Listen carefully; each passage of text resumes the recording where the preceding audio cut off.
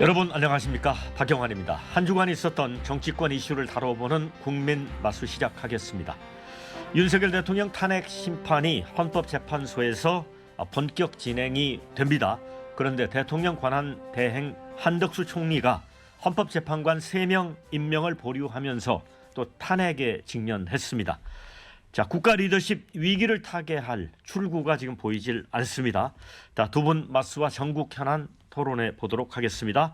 먼저 강성만 국민의힘 금천갑 당협위원장 나오셨습니다. 네, 반갑습니다. 안녕하십니까. 네. 자, 그리고 이에 맞서 최용선 민주연구원 부원장입니다. 안녕하세요. 자, 그러면은 바로 국민 마수 첫 번째 주제로 가겠습니다.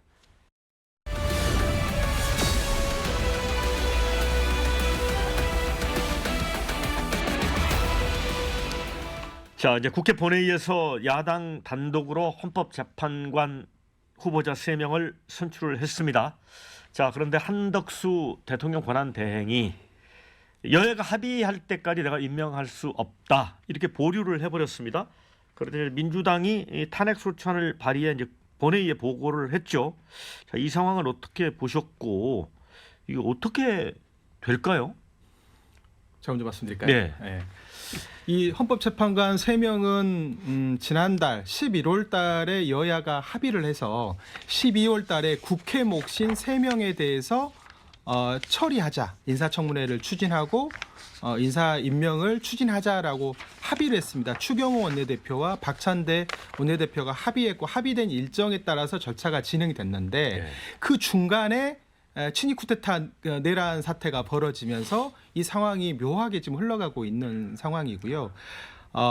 이거는 이미 국회 몫의 추천이기 때문에 대통령이라 하더라도 헌법재판관들을 임명하는 게 자연스럽게 가는 상황인데, 지금 국민의힘에서는 탄핵 그 절차를 좀 늦추기 위한, 지연시키기 위한 작전의 일환으로 헌법재판관의 임명을 계속 늦추려고 하는 그런 작전을 쓰고 있고, 거기에 또 한덕수 권한대행도 거기에 그냥 동조하고 있는 상황이거든요. 근데 과거의 선례를 보더라도 2016년, 17년 그 박근혜 대통령 탄핵 때는 그 상황에서도 우리가 국민들이 알고 있는 박근혜를 파면한다라고 했던 이정미 헌법재판관, 그 재판관이 3월 13일 날 퇴임하셨는데 3월 10일 날 탄핵 심판을 했거든요. 그리고 3월 29일 날 후임자를 황교안 당시에 그 국무총리 그 대통령 권한대행이 임명을 한 사례가 있습니다. 근데 그런 걸 보면 대통령이 임명해야 될 몫에 대해서는 그거는 우리가 생각을 해봐야겠지만,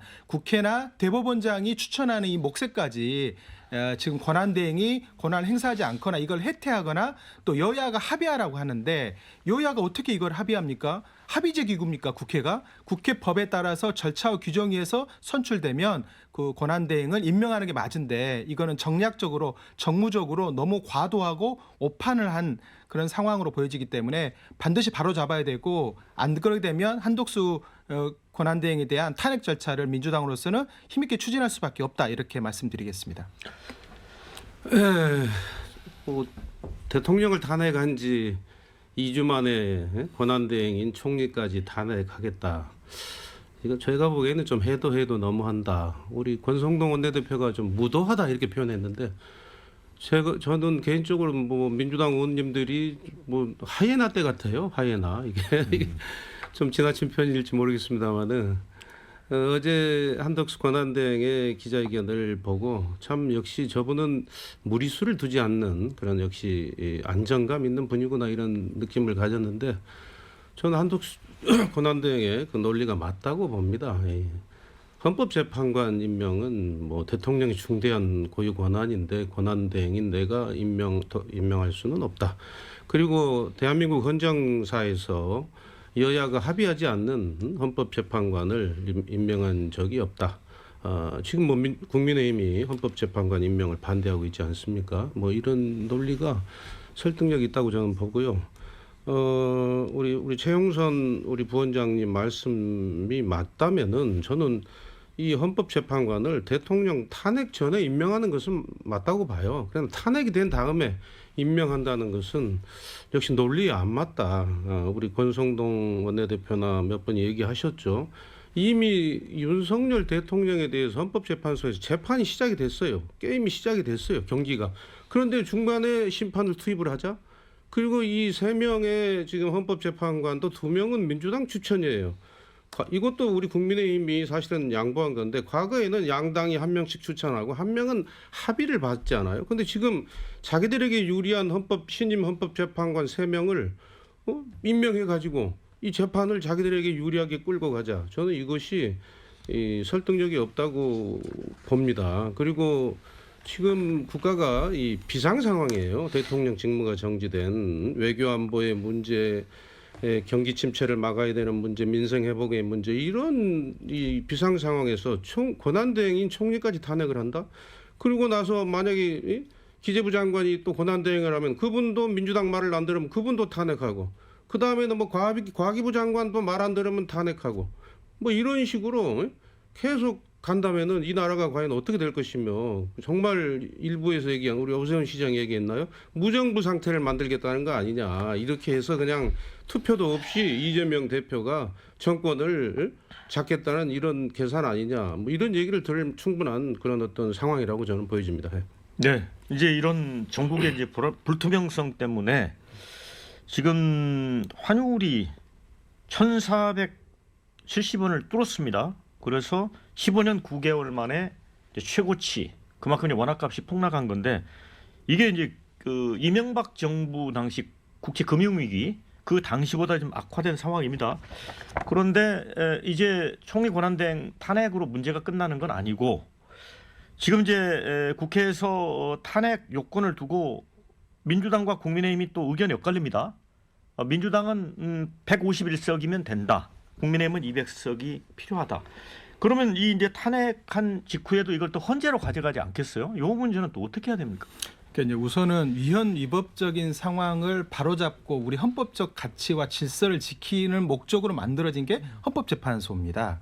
근데 위헌 위법적인 내란으로 인해서 헌법재판을 받아야 되는, 이제 심리를 해야 되는 상황인데 지금 공석이 되는 문제가 있고, 또 추가적으로 퇴임을 앞두고 있는 헌법재판관들이 있기 때문에 누가 보더라도 떳떳하고 당당하다고 한다면 윤석열 대통령은 헌법재판소에 나와서 본인의 어떤 생각과 본인의 주장을 거기에서 펼쳐야 되는데, 자꾸 지연전술을 쓰고 장외에서 아스팔트 태극기 우파들만 결집시켜서 정치적으로 이 국면을 모면하려고 하고 있는 게 사실은 큰 문제이거든요. 왜 그럼 우리 경제가 대외 신인도가 낮아지고 어려움에 겪느냐? 지금 해외에 있는 경제 유수한 그 기관지나 잡지들에서 하는 말이 윤석열 대통령이 대한민국 GDP의 파괴자, 킬러다. 그리고 이것에 대한 후폭풍은 온 국민이 할부금으로 오랜 기간 동안 갚아야 될 상황이라고 얘기하고 있고, 계엄 사태 이후로 실제로 외환이 흔들리게 되고 주가가 흔들리게 되는 상황을 바로 맞닥뜨리게 됐습니다. 그래서 이 문제를 해결하는 방법은 이 내란적 상황을 빨리 정리를 하고, 그리고 이 수습할 수 있는 능력이 부재해져 버린 국정 운영 세력들이 실제로는 재정리되는, 재정렬되는 이 과정을 거쳐야지만이 이 대외적인 신인도를 높일 수 있는 길이다라고 많은 언론인들이 얘기하고 있어요. 그래서 저는 이 문제가 그냥 회피할 문제 아니다. 빨리 헌법재판소가 요구하는 서류들 빨리 제출하시고요. 그리고 윤석열 대통령이 지금 재판을 할 수 있는 변호인들을 선임을 못 한다고 그래서 지금 오늘 변론 심리 기일인데 27일이, 이 기일에도 참여하지 않을 거로 보여지고, 또 공수처나 지금 검찰에서 출석 요구한 것도 다 거부해버리고,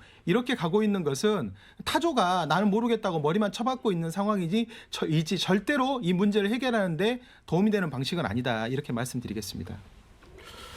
오늘 우리 한덕수 권한대행을 또 민주당이 국회에서 탄핵한다고 한 날인 것 같은데요. 지금 탄핵의 의결 정족수 가지고도 지금 논란이 많잖아요. 뭐 151석이다, 뭐 3분의 200석이다.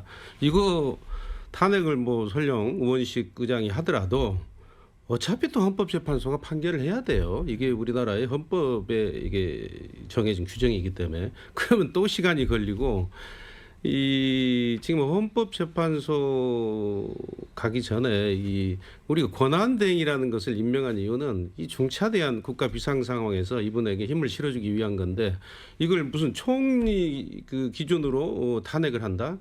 이거 역시 저는 맞지 않다고 보고요. 헌법재판소의 그 해설서에도 물론 그 집필관의 의견이라고는 하지만은 대통령 권한대행의 의결 정족수는 대통령이 준한다고 이렇게 설명이 나와 있는 걸로 지금 보도가 되고 있고, 그리고 이 151석이다 200석이다를 우원식 의장이 정할 권한이 아무것도 없어요. 국회의장은 사법적 권능이 없어요. 국회에서 회의를 주재하고 국회를 이끄는 분이지 어차피 헌재가 판결해야 될 부분을 국회의장이 151석이면 대하고 탄핵을 한다? 저는 이런 행동이, 그래서 제가 이게 하이에나 같다 이런 표현을 쓴 거예요. 이래서는 안 되지 않느냐. 이 어려운 경제 상황에서 지금 우리 앵커님 말씀처럼 이 환율이 너무 오르고 있고요. 환율이 이렇게 급등하면 부동산이 폭락할 가능성이 있고, 부동산이 폭락하게 되면 이게 우리 가계부채 위험이 터지고 은행 도산의 위험이 있고, 정말 이 경제도 비상 상황입니다. IMF가 내년도 우리 경제 성장률 2.0이라고 했잖아요. 한국은행은 1점 몇 프로고 2.0 이하면은 이게 경기 침체로 가는 거예요. 이런 상황에서 총리마저 흔들고 권한대행, 또 그다음 또 뭐 장관 자기들 말 안 들으면 또 탄핵한다고 흔들고, 말하자면 이것이야말로 내란에 준하는 그런 어떤 정치 행위지. 이 현재 내란 하시는데 이건 내란 혐의예요. 헌재가 판결을 해야 내란이 되는지, 직권남용이 되는지 문제가 있지만은 내란까지는 아니라고 보는지, 이거 헌재의 판결을 기다려야 되지. 물론 야당 입장에서는 내란이라고 공격은 할 수도 있다고 봅니다. 지금은 저는 오히려 민주당이, 국회 다수 의석을 차지하는 민주당이, 한덕수 권한대행이 이 나라를 안정되게 이끌 수 있도록 우리보다 국민의힘보다 더 도와줘야 될 입장이 아니냐, 이런 말씀을 드리고 싶습니다. 내란은 검찰이 썼던 용어고요. 검찰 좋아하시잖아요. 국민의힘과 윤석열 대통령.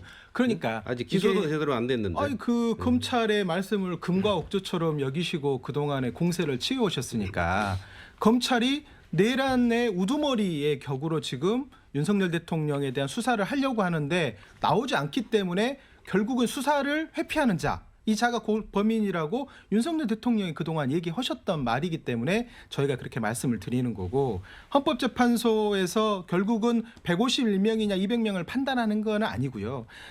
한덕수 국무총리가, 권한대행이 국무총리 시절에 중대한 흠결을, 법률적인 위반을, 헌법적 위반 사항을 펼쳤기 때문에 그 문제를 가지고 지금 저희가 탄핵을 지금 추진하는 겁니다.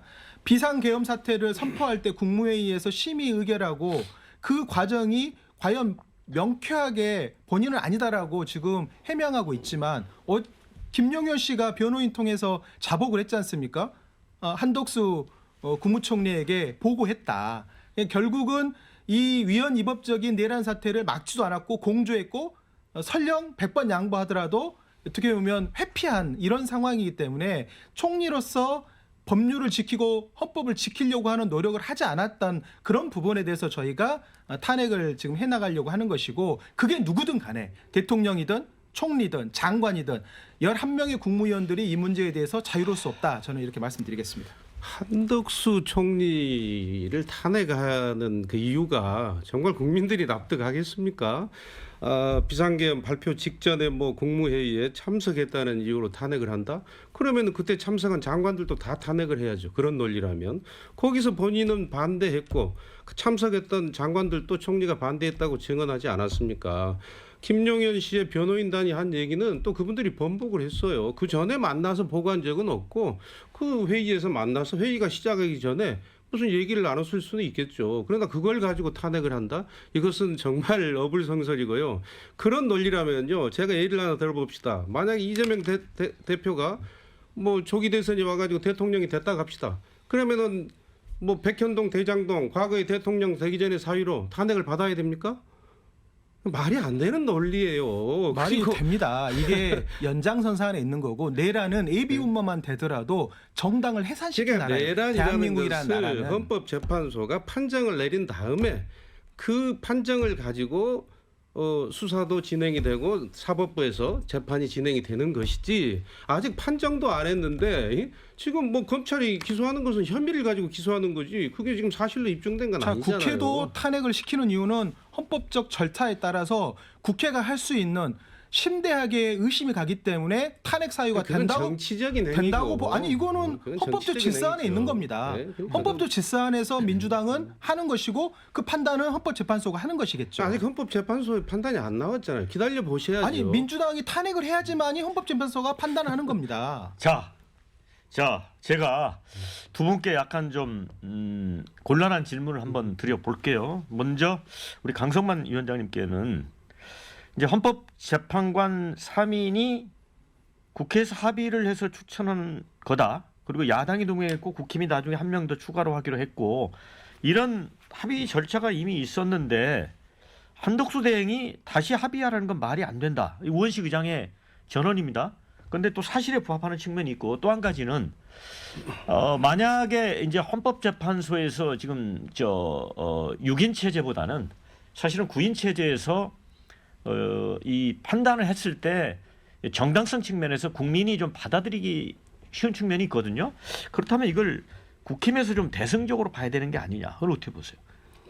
뭐 그렇게 볼 수도 있다고 봐요. 그래서 대승적으로 봤기 때문에 탄핵 이전에 3인에 대해서 우리가 양보하면서 합의를 해줬잖아요. 근데 네. 탄핵이라는 사건이 발생했기 때문에 그럼 이 탄핵이라는 것이 이제 헌법재판소가 정말 중요한 결정을 해야 되는데 이 3인의 구성 자체가 지금 민주당한테 유리한 구성이 아닙니까? 2명을 추천했기 때문에. 그래서 이것은 문제가 있다. 이거 게임이 시작이 됐는데 중간에 심판을 더 투입하자는 얘기거든요. 그리고 우리 권성동 대표 역시 얘기인가요? 2020년도에 추미애 법무부 장관이 윤석열 검찰총장을 징계를 요청을 해가지고 징계가 진행이 되고 있는데 징계위원을 법무부 장관이 또 추천을 했잖아요. 그래서 징계를 했는데 이거 사법부가 무효라고 그랬어요. 이거 똑같은 지금 사안 아닙니까? 헌재에서 이미 지금 이 탄핵에 대해서 심판이 진행이 이미 시작이 됐는데 갑자기 여기서 헌재 재판관을 임명을 더구나 지금 국회가 소추인이에요. 내용을 보면 민주당이 소추인이에요. 이게 민주당이 말하자면 원고예요. 검사예요. 검사가 재판에 자기가 와가지고 저 사람 처벌해달라고 하면서 자기들이 판사를 추천하겠다? 이런 논리 때문에 지금 상황이 안 된다는 거죠. 예. 네, 자, 우리 최영선 부원장께는 그걸 좀 질문을 드리고 싶은데 만약에 이제 한덕수 총리 대신에 이제 서상목 경제부총리가 이제 권한대행을 네. 맡게 될 가능성이 있어 보입니다. 네. 자, 그런데 이제 쌍특검이나 이제 헌재재판관 임명에 대해서 국민의 민주당 쪽에서는 좀 나은 판단을 할 거라고 이제 예상을 하긴 하는데 그걸 알 수가 없잖아요. 그러면 최상목 부총리도 만약에 그렇게 하지 않았을 경우에 또 탄핵을 하는 것입니까? 추가로? 그거는 뭐 예단할 수 없는 상황인데요. 우선은 탄핵 요건이라는 게 이걸 하느냐 안 하느냐의 문제는 아니고 과연 11명의 지금 국무위원들이 그 위법 위헌적인 비상계엄 사태에 어떤 입장이었고 어떤 조치를 취했는지 바로 박차고 나갔다고 하는 최상목 부총리가 있는 반면에 그냥 모른 척 그냥 가만히 있었던 순응했던 국무위원들이 대다수였거든요. 그런 측면을 말씀을 드리는 거고 최상목 그 경제부총리가 권한대행을 한다고 한다면 이 경제 상황에 대한 냉정한 판단과 이 문제를 해결할 수 있는 해법에 대해서 저는 충분히 상의할 수 있는 그런 시간들이 있을 거라고 생각합니다. 제가 그 질문 드린 이유는 최상목도 이제 헌법재판관 임명 거부할 때는 어떻게 할 거냐 그랬더니 박성준 민주당 의원이 방송에서 국민 명령에 따를 거라고 했기 때문에 이게 좀 무슨 뜻인가 좀 궁금해서. 그 예단을 못한다는 말씀은 이게 뭐 저희가 그걸 다 미리미리 다 염두에 놓고 수를 지금 두는 건 아니지 않습니까? 여러 가지 상황을 놓고 국민의 또 여론과 국민들이 또 엄중하게 권한대행에게 요구하는 내용들이 있기 때문에 그런 것들이 충분히 감안되지 않을까 생각합니다. 자, 두 번째 주제 만나보도록 하겠습니다.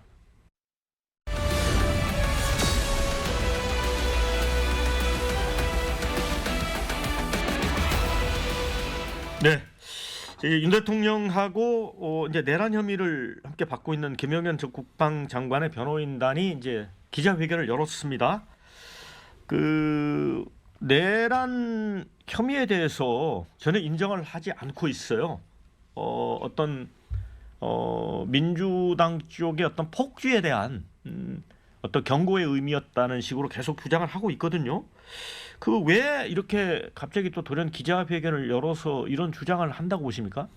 저는 뭐 전소구를 날려서 지금 소통하고 있다고 생각하고 전서구. 전쟁 때 비둘기 날려가지고 서신을 주고받잖아요. 이거를 그 용산으로 보내는 용산으로 보내는 거고 아스팔트 태극기 우파들한테 보내는 거죠. 아, 지금 상황 자체는 이제 곧 그 기소가 될 상황이고 재판에 넘겨질 건데 김용현 씨와 관련된 여러 가지 문제들은 이미 사실로 확인되는 부분이 너무 많아요. 증언자들도 많고 그리고 이제 이게 결국은 내란 중요 임무 종사자이냐 우두머리냐 이런 문제만 지금 남아 있는 거기 때문에 지금 김용현 씨의 태도는 윤석열 대통령과 그 문제의식의 기회를 같이 하고 또 한편으로는 본인의 지금 그 입장을 약간 옛날에 그 확신범처럼 본인은 이번에 이 상황을 이른바 구국의 결단이라는 개념으로 했다라고 지금 주장하고 있지만 국민들의 전혀 동의를 얻지는 못하고 있지 않습니까? 그렇지만 지금 아스팔트에서 태극기 우파들은 또 김용현 씨 얘기 부정선거를 통해서 선거가 조작됐고 민주당이 종북 세력 좌파 세력들에게 무슨 조종당하고 있는 것처럼 보여지고 또 민주당이 헌법적 질서 안에서 법률과 절차에 따라서 국회법에 따라서 진행하는 모든 절차에 대해서 이것들이 내란적인 상황이라는 식의 인식 그리고 그거를 한 방에 때려잡겠다. 일거에 척결하겠다라는 대통령의 문제의식과 맞닿아 있는 거고 그 과정에 실탄 만발과 이른바 공포탄과 테이저건과 대한민국 최정예 대테러 진압 특수부대들을 동원시켜가지고 그것도 병력이 한 2천여 명 가까이 되고 HID 북파공작원에 이른바 이게 도대체 뭘 할지도 모르는 이런 몸이 무기인 사람들을 국회에다 풀고 중앙선관위에다 풀어가지고 이 상황을 만들었기 때문에 김용현 씨 죄는 역사적 심판뿐만이 아니라 사법적 심판도 최고형에 저는 이를 거라고 생각하는데 지금 이 상황을 모면하기 어렵기 때문에 정치적으로 이것들을 돌파하기 위한 어떤 메시지를 공개적으로 보냈다 저는 그렇게 생각합니다. 저는 뭐 이 윤석열 대통령의 비상계엄이 좀 상식이 국민 상식에 맞지 않는 잘못된 것이라고 저도 생각을 합니다. 그런데 어제 이제 김용현 측 대변인들의 얘기를 들어보면 세 가지인 것 같아요. 이건 뭐 내란을 하려고 한 게 아니고 헌법에 규정된 대통령의 어떤 고유 권한으로서의 통치 행위를 한 것이다 이런 주장이고 두 번째는 뭐 한간에 뭐 이렇게 언론이 보도하고 야당이 주장하는 그런 체포조 이런 것은 없었다. 그것은 뭐 노상원이라는 사람이 개인적으로 뭐 그런 그림을 그리고 뭐 했을지 모르지만 그런 것은 뭐 상부에서는 없었다 이런 내용이고 세 번째는 뭐 보고서에는 뭐 통행 금지도 있었는데 윤 대통령이 국민 불편을 고려해서 그걸 빼라고 했다 이 세 가지로 보이는데 결국 김용현 대변인단의 주장은 이번 이 비상계엄은 헌법에 뭐 비상계엄을 대통령이 할 수도 있다는 것이 있으니까 다만 그 전제되는 상황이 있죠. 그 상황으로 이제 봤다는 것이죠. 이제 윤석열 대통령 측에서는 어떤 상황이냐? 아니 민주당이 국회에서 뭐 탄핵 뭐 폭주 뭐 그다음에 뭐 특검 폭주 뭐 예산 폭주 뭐 특활비 같은 것도 다 없애버려 가지고 말하자면 이 공무원들 기름값도 없애버린 거 아니겠습니까? 이런 식으로 탄핵을 그때까지 22번이나 했죠. 윤석열 정권 들어서서 지금은 이제 29번 했잖아요. 오늘 한덕수 권한대행 탄핵하면 30번째인데 탄핵을 한 번 하면은 직무정지가 3개월이죠. 30명을 탄핵했으니 90개월의 직무정지 윤석열 정부에 이걸 그냥 단순하게 연수로 따지면 7년 반의 기간이 탄핵이 된 거예요. 한 사람을 기준으로 해봤을 때 그러니까 이런 상황에서 과연 대통령이 과연 내가 일을 할 수 있느냐 과거에 노무현 대통령 말처럼 대통령 못 해먹겠다 차라리 이런 얘기 하셨으면 좋은데 그만두셨으면 그렇더라고 하더라도 무슨 뭐 비상계엄까지 이것이 해야 되느냐 이런 문제가 있어요. 그래서 이제 어제 그런 얘기를 했는데 결국 김용현 측의 주장은 이번 비상계엄은 뭐 무슨 사상자도 없고 뭐 부상자도 없고 국민에 대한 비상계엄이 아니고 국회와 민주당의 경고를 날리기 위한 그런 헤비한 비상계엄이 아니라 라이트한 비상계엄이었다. 뭐 이런 주장을 하고 있는 것 같습니다. 제가 보기에는. 굉장히 이제 국민들이 이제 오해할 만한 내용들을 어제 김용현 비노인들이 얘기하셨는데, 비상계엄은 대통령이 고독한 결단을 해서 내리는 그런 조치가 아니에요. 왜냐하면 비상계엄을 발동을 하려면 선행 조건을 다 갖춰야 돼요. 우선 국방부의 주요 지휘자들, 합참의장을 포함한 여러 지휘자들이 모여서 지금 이 비상사태인지에 대한 판단을 먼저 해야 돼요. 거기에는 그것들을 판단했을 때 군 병력을 투입할 수밖에 없는 상황인지에 대한 냉정한 상황인식이 있어야 되거든요.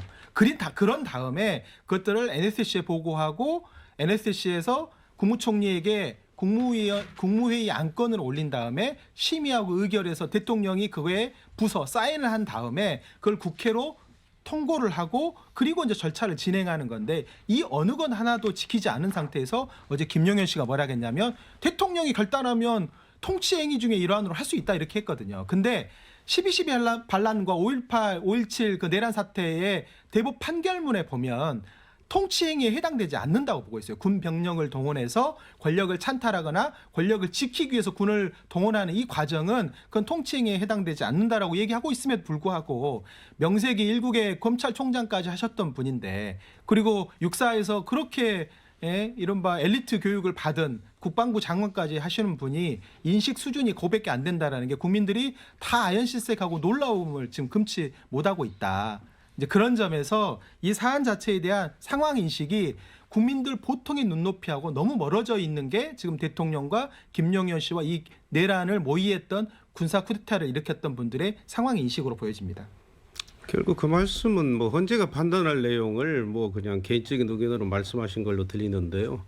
뭐 대통령이 최고 권력인데 뭐 찬탈할 권력이 더 있습니까? 그래서 친위 쿠데타라고 합니다. 저는 이 설명이 잘 이해가 안 가고요. 그리고 결국은 이 계엄이 아까도 얘기했지만은 아무리 대통령이 힘든 상황이었다고 하더라도 비상계엄까지 우리 국민이 비상계엄의 경험에 대해서는 트라우마가 있잖아요. 80년도 우리 전두환 보안사령관이 했던, 거기에 또 뭐 광주 민주화 운동 같은 게 나서 희생자가 생기고, 저도 이번에 이 계엄 발표를 뉴스에서 보고 가슴이 뜨끔했는데, 근데 뭐 또 이런 계엄이 다 있나? 정말 무슨 뭐 손가락 하나 부러진 사람 없이 또 국회에서 해제하라고 결의하니까 또 그게 따랐다는 거 아닙니까? 그래서 이분들이 도대체 뭘 한 건지 이런 생각을 가졌는데, 그래서 어제 김용현 측은 뭐 국민에 대한 계엄이 아니라 민주당과 국회에 대한 계엄이었다, 통치행위였다 이런 주장을 하는 것 같은데, 어쨌든 뭐 국민 정서와는 아직은 좀 맞지 않는 것 같습니다. 그러나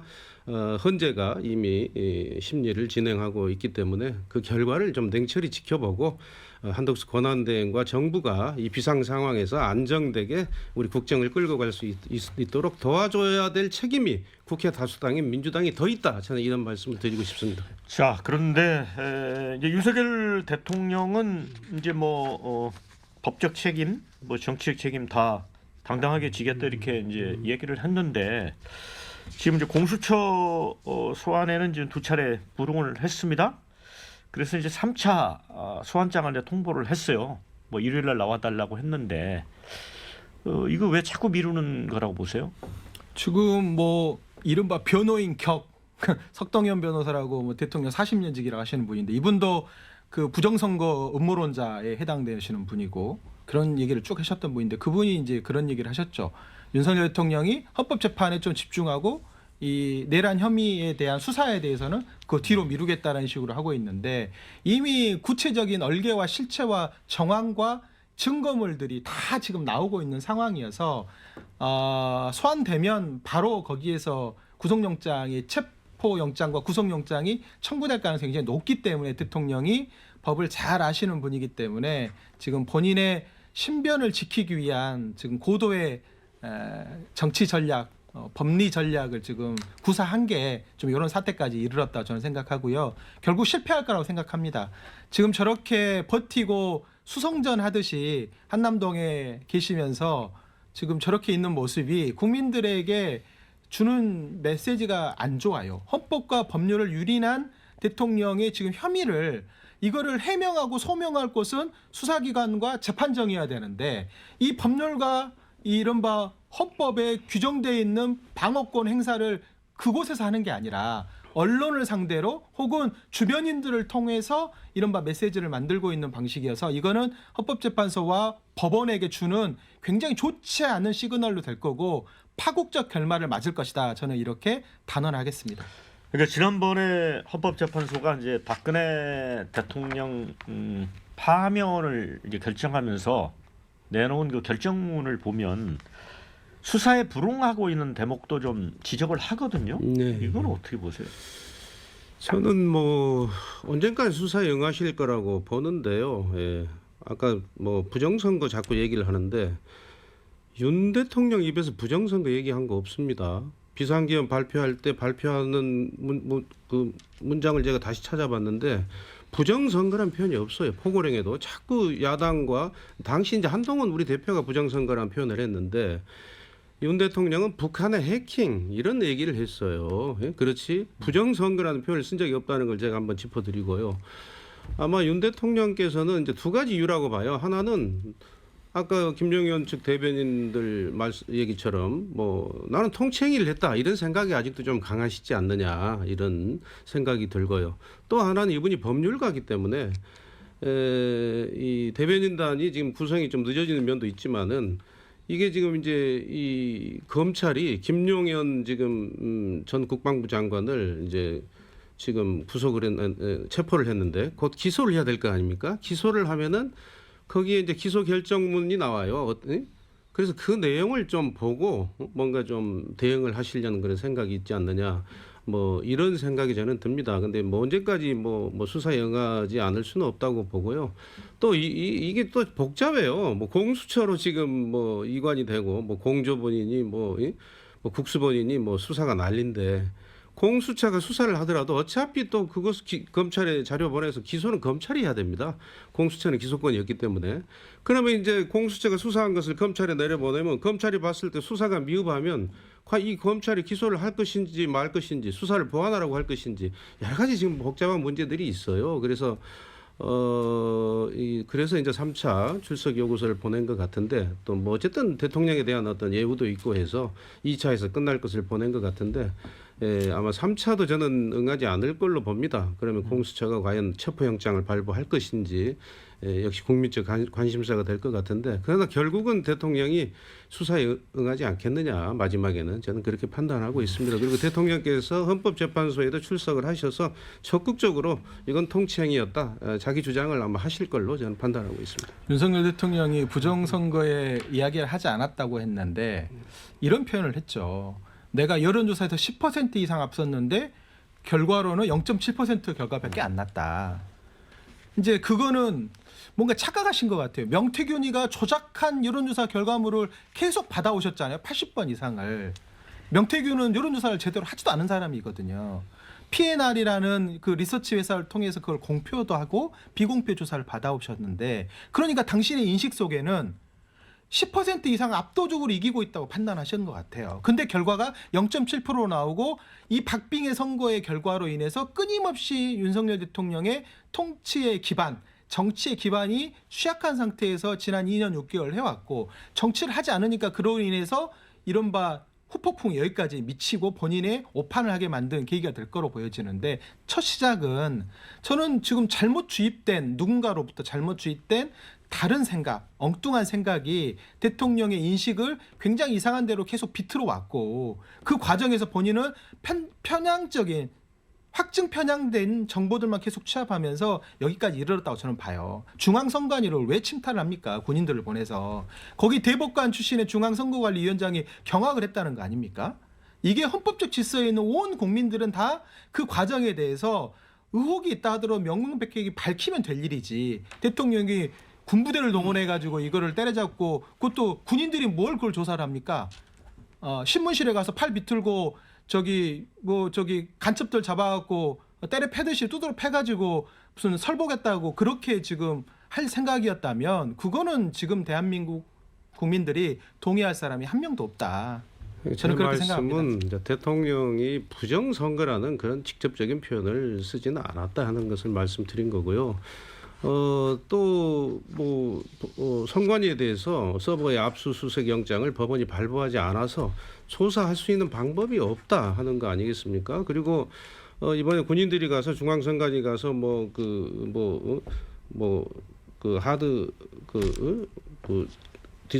뒷부분을 찍어오고 했다는 것은 그 전문가들 얘기를 보면 그 선을 봐야 해킹이 어떻게 되는지를 판단할 수 있다, 이런 얘기들이 있어요. 그래서 그런 어떤 해킹에 대한 의심이 있었지 않느냐, 저는 그렇게 판단을 하고 있습니다. 그건 초등학교 수준의 인식 수준입니다. 이게 이미 서버와 인터넷과 다 분리되어 있는 상태이기 때문에 해킹의 흔적이라는 것은 모의 실험을 통해서 한다고 하면 그거는 모든 것을 통제하고 가정했을 때 그거는 말하는 것이고, 그것도 국정원도 해킹의 흔적이 없었고 그런 것들은 다 보완책이 마련됐다라고 지금 계속 얘기를 하고 있어요. 최근에도. 그리고 중앙선거관리위원회는 그런 논리라고 한다면 그런 논리로 중앙선거관리위원회를 침탈했다는 것은 도저히 납득이 안 된다라고 얘기를 하고 있거든요.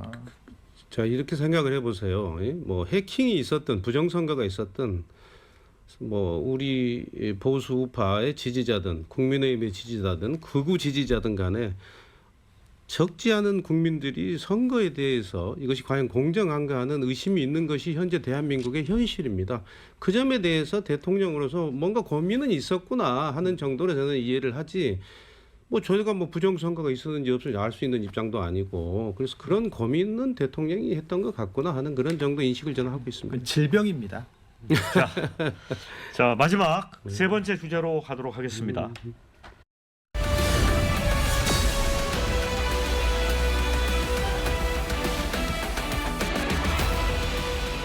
자, 이제 대통령 이제 탄핵이 인용될지 되지 않을지 알 수는 없습니다. 그러나 지금 여야 이제 대선 주자들은 좀 이제 기지개를 켜는 것 같습니다.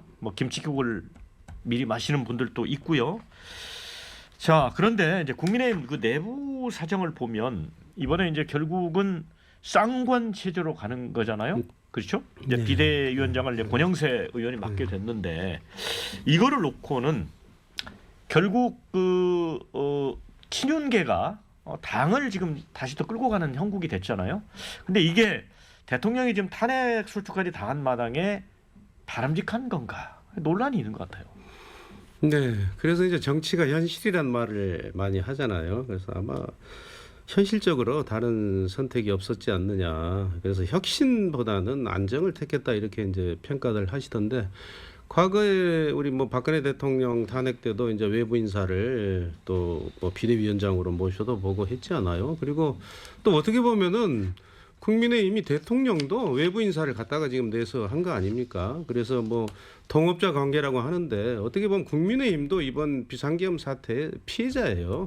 수혜자가 아니잖아요. 가장 비상계엄을 같이 한 것도 아니고, 응? 국민의힘이 어떻게 보면 느닷없이 저희들도 보고, 응? 정말 참 어처구니가 없죠. 저도 윤석열, 제 개인적으로도 윤석열 대통령 만든다고 그 엄동설한 그 고생에서 만들어주고, 내가 무슨 떡고물 혜택을 본 것도 아니고 또 이런 일이 벌어져서 또 고생을 하고 또 국민들에게 또 머리를 숙이고, 참 안타까운 현실인데, 이 국민의힘의 현실이, 그래서 이제는 당내에 경험이 많은 분을 하자, 이런 것이 자연스럽게 형성이 된 것 같고, 사실 외부 인사가 오셔가지고 당을 얼마나 아시겠습니까? 그래서 국민의 눈에는 미흡하게 비칠지 모르지만 이 안정을 택한 것 같고, 또 헌법재판소의 결정에 따라서는 또 조기 대선이 있을 수가 있기 때문에 그 조기 대선의 관리를 하기 위해서도 당의 경험이 많으신 분이 하는 게 좋겠다 해서 이런 선택이 됐다, 이렇게 국민들이 이해해 주셨으면 좋겠습니다. 그런데 이제 이재명 대표는 이제 이른바 일극 체제라고 이제 표현되는 것만큼 이제 당의 지배력이 강합니다. 그리고 지금 여론조사를 보면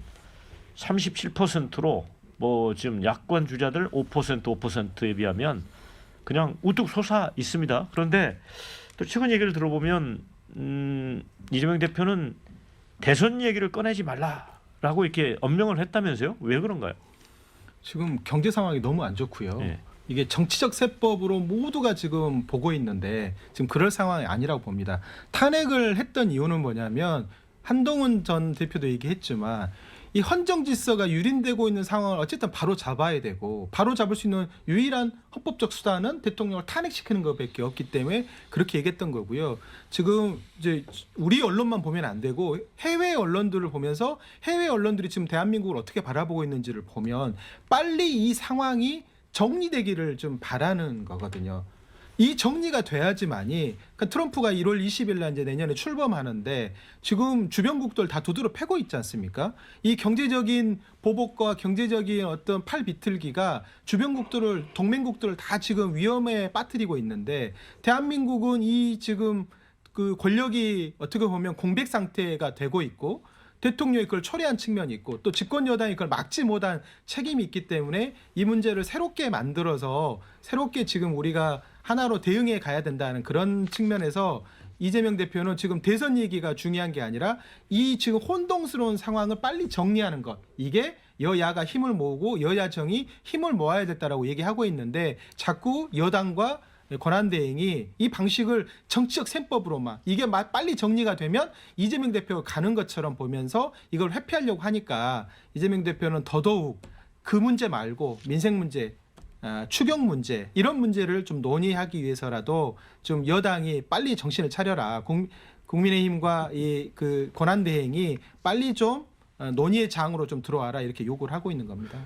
제가 듣기에는 전혀 얼토당토하는 얘기 같습니다. 지금 제가 듣는 분위기에 의하면은 민주당은 뭐 지금 이 상황에 대해서 지금 뭐 깨춤을 추고 있어요. 그리고 뭐 어떻게 됐든 뭐 조기 대선만 만들면은 탄핵이 인용되고 다음 대통령은 이재명이다 이렇게 생각을 하고 있다고 제가 듣고 있는데 이 이재명 대표는 안 그런 척 하는 거죠. 그리고 일극체제인데 뭐가 걱정이겠습니까? 대통령 후보는 뭐 정해진 거나 다름없고 민주당에. 예? 지금 보세요. 우리 당은 헌법재판관 표결하는데 그래도 4명이라도 가서 찬성을 던집니다. 민주당은요. 한덕수 권한대행 탄핵하자고 하는데 반대하는 의원 현재까지 한 명도 없어요. 이런 체제예요. 북한하고 똑같잖아요. 북한보다 오히려 더하죠. 제가 보기에는. 똘똘 뭉쳐가지고 아주 몰려다니면서 탄핵하자고 하면 다 하고 이탈자가 한 명도 없는 게 민주당이에요. 이게 민주주의 이게 민주주의입니까? 이게 국민의 민심도 100%가 지금 그렇습니까? 그렇지 않잖아요. 그래도 그 내에서는 야 총리 권한대행 탄핵까지는 좀 심하다 이런 얘기가 저는 그래 한두 분이라도 나오는 게 정상적인 정당이라고 생각합니다. 민주국가에서. 근데 그렇게 돼 있어요. 그러니까 그리고 지금 이게 자꾸 탄핵을 몰아붙이는 이유가 초기 대선을 해서 응? 사법부에 자기 3심이 나오기 전에 대선을 해서 빨리 대통령이 돼야 되겠다. 이 계산이에요. 그래서 지금 그러면 내 재판이 올 수도 되고 나 대통령 하는 거 아니냐. 그런데 이게 조기 대선이 되지 않으면은 2심, 3심 가면서 나 대통령 선거에 못 나가는 거 아니냐. 이런 불안감 때문에 지금 이재명 대표가 그러지 무슨 경제를 위한다고요? 경제를 위하는데 왜 대통령 권한대행을 탄핵합니까? 왜 그 다음 장관 또 탄핵하실 겁니까? 내란 그 다음 동조 장관도 세력이니까 탄핵하실 반대하는 겁니까? 것이죠. 무정부 상태 만드실 겁니까? 내란에 동조하면 다 탄핵이고요. 내란에 동조하지 않으면 같이 힘을 합칠 수가 있는 겁니다. 그 내란의 판정을 헌재가 판결할 때까지는 좀 시간을 주셔야죠. 한덕수 권한대행에게. 그리고 국민의힘에서 윤석열 대통령 탄핵에 자, 적극적으로 반대하지 않았던 한덕수 23명. 이 권한대행은 23명의 목소리도 귀 기울여 보십시오. 한덕수 권한대행은 중립적인 분이에요. 윤석열 정부에서 총리를 했지만은 문재인 정권에서도 총리를 하셨고 저희 정부에서 안 했습니다. 문재인 정권에서 하셨다고요. 문재인 정부에서 안 하셨어요. 문재인 정부는 민주당 정부 아니었습니까? 문재인 정부에서 총리하신 게 아니었다고요. 노무현 대통령 때. 어쨌든 어쨌든 민주당 정권에서 했잖아요. 그리고 이분은 평생 직업관료 테크노크래스를 하셨고 또 주미대사도 하셨죠. 그래서 미국의 인맥도 많고 가장 안정되게 그리고 외국의 우리 동맹국들이 지금 신뢰를 보여주고 있는데 한덕수 권한대행에 대해서 그냥 민주당이 흔들어서 이걸 제끼겠다. 이 나라를 어떻게 만들겠다는 거예요. 그냥 이거야말로 입법 독재예요. 과거 그 히틀러가 수권법을 만들어서 독일의 그 입법권을 없애버렸듯이 이 지금 민주당이 국회 다수당을 가지고 행정권을 없애버리고 입법 독재를 하겠다는 거 아니겠습니까? 자, 그런데 이제 87년 체제 이래 아마 8명의 대통령이 있었는데 이 성한 대통령이 거의 이렇게 꼽아보기가 어렵습니다. 몇 분 안 되십니다. 또 그분들도 사실은 또 자식들이 또 비리로 또 수감되고 어찌 보면 다 망가졌는데 이게 이제 제왕적인 대통령 권력 때문에 그렇다. 그러니까 선거를 통해 대통령을 뽑았는데 스스로 왕으로 바뀌더라. 이런 이제 그 지적을 하는 사람이 많습니다. 그래서 이번에 이제 이런 대통령 탄핵이 이제 세 번째 이제 논란이 되고 있는데 이렇다면 좀 대선을 해서 뭔가 좀 잘못된 권력 구조 문제라든가 이런 걸 한번 점검을 해보자. 국회의원 모임인 헌정에서도 개헌 후에 대선을 하자 이렇게 제안도 했습니다. 근데 이게 이제 탄핵 사태 와중이기 때문에 이게 될지는 모르겠어요. 어떻게 보세요? 그건 거의 불가능에 가깝다고 보고요. 뭐 아이디어란 수준에서 여러 가지 이야기들을 할 수 있는 거겠지만 이게 이제 현실감 있게 오려면 국민적 동의도 필요하고 국회의원들의 동의가 필요한데 그러기에는 지금 때가 맞지 않다 이렇게 보여집니다. 어떻게 보세요? 저도 개헌의 필요성에는 개인적으로 공감을 합니다. 87년 체제는 이미 그 효력을 다 했지 않느냐. 그리고 지금 헌정사상 지금 대통령이 3번이 탄핵이 됐어요. 그리고 근데 이게 제왕적 대통령제 때문이라고 하는데 사실은 우리나라가 제왕적 대통령제냐 저는 거기도 의문이 있어요. 이 대통령 중심제라고 하는데 국회 다수당을 차지하는 당의 힘이 저렇게 센데 대통령이 제대로 일을 할 수 있어요? 뭐 책임 대통령을 할 수 있나요? 저는요. 이 국회가 대통령 탄핵권이 있으면은 대통령 국회 해산권이 있었어요. 과거 헌법에는. 네. 그게 지금 없애버린 게 지금 이게 지금 민주화가 되면서 이 국회 해산권이 없어졌잖아요. 이게 동등하게 있어야 이게 동등하게 권력 유지가 되는데 국회 다수당만 차지하면은 뭐 무슨 뭐 장관들 다 탄핵도 할 수 있고 뭐 이런 상황이 돼버리는데 대통령이 일할 수 있습니까? 전 제왕적 대통령제가 저는 이미 아니라고 봅니다. 대한민국은. 그래서 이게 안정이 안 되잖아요. 오히려 대통령이 책임질 수도 없고 이게. 그러니까 윤석열 대통령이 이제 탄핵에 직면하게 된 거는 대통령 제왕제 때문이 아니라 그렇죠. 힘센 야당 때문이다 이제 그런 얘기 같아요. 미국은 아니 22명을 탄핵을 했다니까요. 예. 자, 이런 걸 본 적이 있습니까? 지구상에서? 미국은 그 예산안이 합의가 안 되면 셧다운 되잖아요. 예. 아예 월급을 안 주고 일을 다 멈추거든요. 그러니까 해리 해리스라는 우리 그 주한 미 대사 미 사성 장군 출신이 이런 말을 했어요. 예산 때문에 국회 유리창을 깨는 군대가 난입하는 이런 상황이라면 미국은 유리창이 남아나지 않을 거다. 그러니까 이거는 지금 대한민국이라는 상황에 처해져 있는 조건과 그리고 그것을 정치를 통해서 그 처해져 있는 조건을 어떻게 극복할 거냐. 이건 결국 정치의 영역인데 정치를 결국은 다 무너뜨려 버리고 정치는 뭡니까? 주고받기 아닙니까? 합의하고 조정하고 타협하고 그리고 이제 결론을 내리는 거거든요. 근데 윤석열 대통령은 결론을 이상하게 내린 거죠. 국회를 다 때려잡아야겠다. 이렇게 결론을 내린 거예요. 권한대행이 여야가 그러니까 제가 합의하라고 했잖아요. 말씀드릴게요. 합의라면서. 예전에는 목욕탕에서 만나서 여야가 물밑조율도 좀 하고 그랬습니다. 이제 이 정도 되면 그냥 표결을 안 할 게 아니라 그리고 정치를 20년씩 하셨던 분들이 지금 비대위원장하고 원내대표까지 하고 계신다고 한다면 그러면 물밑에서 야당과 주고받기를 해야죠. 그건 민주당이 합의가 되는 정당입니까? 그건 나쁜 게 아닙니다. 나쁜 게 아니고 여당이 책임 있게 이 상황을 정리하려면 주고받기 해야 됩니다. 아무것도 나는 하지 않고 모두가 다 빠져버리는 상태라는 것은 헌법기관인 국회의원 한 명 한 명의 헌법적 질서를 또 무너뜨리는 거예요. 그래서 저는 지금은 이런 방식의 행태하고는 안 맞는 말씀인 것 같습니다. 아니요. 그거는 다수결에 의해서 국민이 만들어준 질서이기 때문에 저희가 합의가 우선이라면서요. 자 말씀드리잖아요. 콘클라베가 아니에요. 갑자기 또 다수결로. 아니 콘클라베가 아니라고요. 우리가 모든 것이 다 합의제 기구처럼 돼 있는 게 아니라 합의를 했는데 만약에 안 되면 다수결 표결로 가는 겁니다. 전 그래서 여당이 너무 피해자 코스프레 하지 마시라. 두 번째. 그리고 이 상황에서 회피한다고 해서 이 문제가 풀리지 않는다. 시간이 가면 문제가 풀리지 않는다. 그래서 그런 과정을 빨리 매듭을 풀 수 없으면 잘라내고 다시 그걸 잇는 작업들을 하는 것이 지금 우리에게 지금 주어져 있는 여든 야든 우리에게 주어져 있는 숙제가 아닌가 생각합니다. 그리고 야당이 만약에 잘못하면 또 그렇게 하십시오. 저는 이 개헌 문제는 이게 다 4년보다는 5년 대통령을 하려는 욕심들이 있어서 쉽게 합의가 안 되기 때문에 이번에 보니까 홍준표 대구시장이 뭐 아이디어를 하나 내신 게 있어요.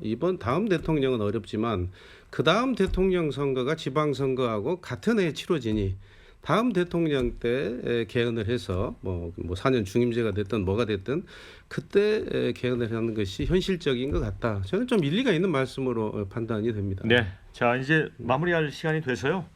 두 분께서 좀 못다 하신 말씀이나 강조하고 싶은 점 있으면 1분씩 의견을 듣겠습니다. 먼저 우리 최용선 제가 먼저 할까요? 원장부터 먼저 하시죠. 네. 굉장히 좀 답답합니다. 저도 이 정치 이 현장에 들어와서 한 20년이 좀 넘었는데 매해가 힘든 해라고 하는데 올해가 유단히 더 힘들었던 한 해인 것 같습니다. 그 이유는 뭐냐면 우선 대화가 막혀 있고 절벽에 있다라는 것들 때문에 자괴감이 들고 도대체 이야기를 왜 하는 거냐, 언론에서 왜 지적을 하는 거냐, 결국 바뀌기를 기대하고 하는 것인데 이 모든 것이 다 수포로 돌아가고 더 엉뚱한 방향으로 튀는 것에 대한 그런 자괴감이 많이 드는 한 해였는데 내년에는 다시 합의하고 조정하고 토론하고 같이 결자해지하는 한 해가 되기를 기대합니다. 네. 윤 대통령의 비상계엄에 대해서는 잘못됐다 하는 국민이 다수인 것이 현실입니다. 그러나 이왕 탄핵이 됐으니까 이 문제는 이제 헌법재판소에게 맡기시고요. 지금 국가가 비상 상황이지 않습니까? 트럼프 리스크도 있고요. 외교 안보의 문제라든가 그다음에 경기 침체 우려, 민생 회복 이런 여러 가지 문제에 있어서 국정이 안정되지 않으면은 결국 그 피해는 우리 국민들이 보게 돼 있습니다. 그래서 한덕수 권한대행과 장관들이 국정을 헌재 판결이 날 때까지 안정되게 이끌 수 있도록 국민 여러분이 좀 뜻을 모아주시고 또 민주당도 국정 안정이 무엇보다 우선이죠. 민생이 우선이죠. 이런 쪽에 관심을 가지고 좀 도와주셨으면 하는 그런 바람입니다. 네. 이 30년 전 삼성 그 작구하신 이건희 회장께서 한국 정치를 사류다 이렇게 이야기했는데 여전히 좀 거기에 머물러 있다는 생각이 듭니다. 전 대학 다닐 때 이 정치는 불가능을 가능으로 만드는 예술이다 이런 얘기도 교수님한테 들은 적이 있는데 한국 정치는 여전히 개뿔인 것 같고요. 그런데 내년에는 좀 달라졌으면 좋겠다 이런 기대를 합니다. 자, 지금까지 함께 시청해 주신 여러분께 감사의 말씀 드리고요. 두 분 수고 많으셨습니다. 그리고 국민마수는 다음 새해 만나 뵙도록 하겠습니다. 자, 수고하셨습니다. 감사합니다.